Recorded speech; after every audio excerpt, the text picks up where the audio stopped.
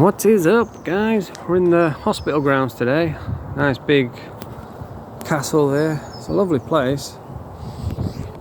So this is where I used to live when I was homeless. When I was a homeless heroin addict, you all know my story. I was on the streets, was a junkie, and I had nowhere to live. So I spent a few months living in an abandoned psych ward just over there. I was going to go over there, but it's been torn down now, so it's not there anymore. But anyway, just a little bit of a backstory. It was like it was like a secure unit what housed people that, I don't know what the PC word is, but you know, they were gone in the head. Some of them were wearing crash helmets, and it was like a secure unit. They weren't really allowed out, only to the shop like a couple times a day. They would be allowed unsupervised. And the crazy part is, it was right next to the school, you know, so there's like people that are absolutely mental, and it's right next to kids.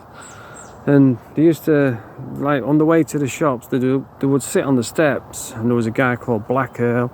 He was all right, actually. He used to have like a netto bag on his head for a bandana, and I actually saw him in prison, which is crazy. You know, he had no business being in prison, but he was. And he used to come to the window, and people would give him cigarettes for dancing at the window. And yeah, that was Black Earl. He was all right, actually. There was another guy, a black dude. He used to like sit on the steps just watching all the kids, and we used to talk to him, and he would be really softly spoken and be like, Jesus, he's the next Hannibal Lecter, that guy. And yeah, that's what it was like. It was a secure unit. And I can remember, like, see, I used to pass through here to get to my mate's house when I was at school. And one of the patients chased me once, and I was a big fat kid at school, but I was fast as fuck, boy. So I just smoked him, and then when I looked back, he was like grunting, and he was waving his pecker about, and I'm thinking, Jesus Christ, man. And back then I thought it was funny, I was just laughing at him, but now thinking back, it's like, Jesus, if he'd have caught me, I could have got decker-headed, you know, all could have happened.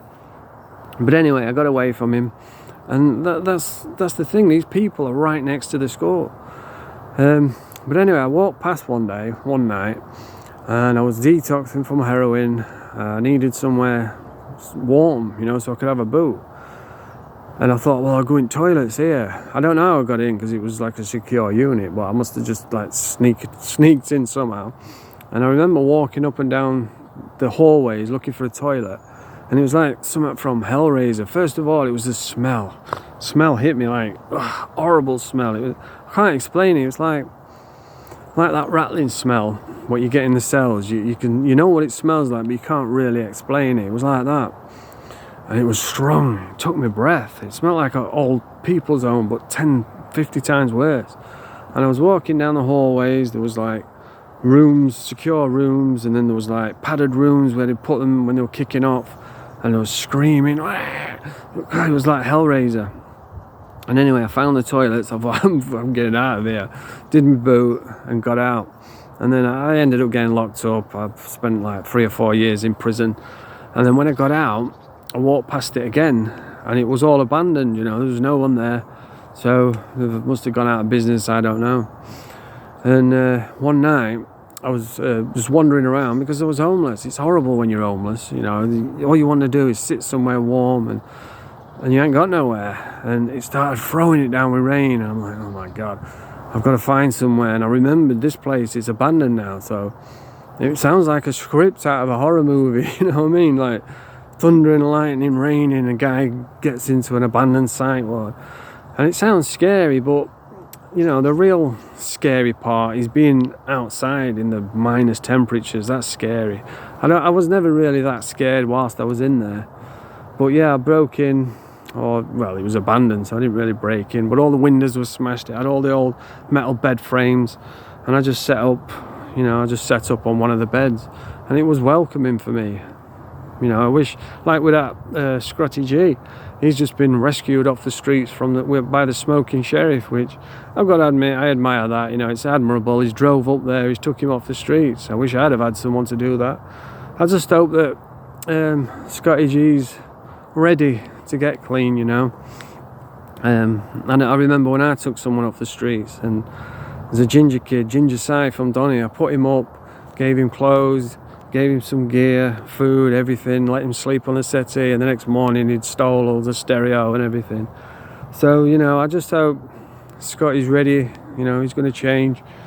But yeah, the abandoned psych ward, I stayed there for about 6 months, and you see it on, like, on YouTube. They've got channels what do like ghost hunting. Even the Osbournes have done it, and they'll go in with a team full of cameras, and you know, they'll be running around like girls, I've heard a noise and all this, and then they'll record it all and get millions of views. And I think, fucking hell, if I didn't even have a camera, I was staying there on my own in a real abandoned psych ward, you know what I mean? But yeah, that's today's video. Like I say, I was going to go and have a look down there, but it's all been ripped apart now. By the way, I bought an electric bike the other day. I've got to say, anybody out there that's thinking, you know, maybe you're in recovery, you want something to do, I would definitely recommend buying an electric bike. They're absolutely ace. I didn't know how they worked. I thought you just pressed the button and zipped off, but it doesn't work like that. You do have to pedal, but it like zooms you forward. And they are expensive, but if you can get one like second hand, you know, I definitely recommend it. Go and get yourself an e-bike. It's opened up a new world for me. And that's what I do. I make videos because I want to show people the other side of it. You know, it's easy to make fun of someone on the streets. It's easy to make fun of the local crackhead, whatever. But, you know, you don't know what they go through. And that's why I make videos, just to try and bring a bit of awareness, and you know, try and show people what it's like living that world. And I also like to inspire people and show people that you can turn your life around. It doesn't matter how bad you've got, you can turn it around, because there's nobody any worse than I was, and anybody who knows me will tell you that. But anyway, that's the video for today. Press the thumbs up, subscribe to the channel. Bonjour.